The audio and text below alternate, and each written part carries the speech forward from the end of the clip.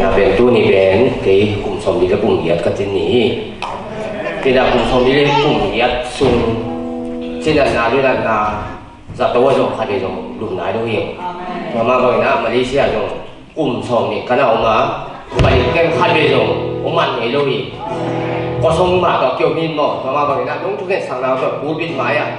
Just lấy đăng xếp thế gì nè, thì tôi qua nông ban bia, nông dân thu nhập nào tốt, thì ta ông đình liền liền thấy hiểu. Vậy mà nè, xem cái gì đó, sang nông ban tôi ba tuổi nông ban nè là hạt giống sản xuất gì.